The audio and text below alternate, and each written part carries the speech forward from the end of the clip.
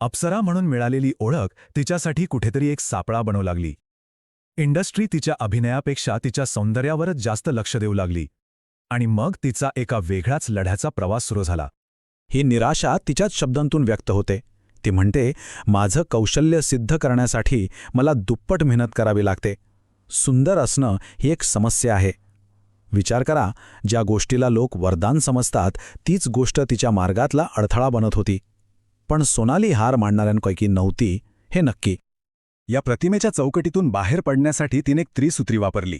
पहिलं, तिने जाणीवपूर्वक अशा भूमिका निवडायला सुरुवात केली ज्या तिच्या अप्सरा इमेजला छेद देतील. दुसरं, प्रत्येक पात्राच्या अगदी खोलात जाऊन त्यावर प्रचंड मेहनत घेतली. आणि तिसरं, शब्दांनी उत्तर देण्याऐवजी आपल्या दमदार अभिनयानेच टीकाकारांची तोंड बंद करायचं ठरवलं. आणि तिनं जे ठरवलं होतं ना ते करून दाखवलं. तिची मेहनत आणि कलेप्रती असलेली तिची निष्ठा हेच तिचं सगळ्यात मोठं शस्त्र ठरलं.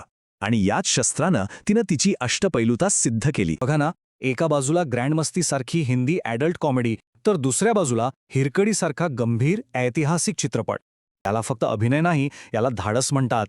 10 किलो हा फक्त एक आकडा नाहीये, हे एका कलाकाराच्या समर्पणाचं वजन आहे.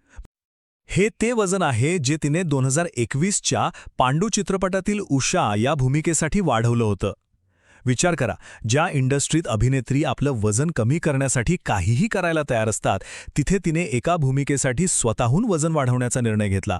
हेच तर दाखवतं की तिच्यासाठी कलेचं महत्त्व हे सौंदर्यापेक्षा कितीतरी पटीने जास्त आहे.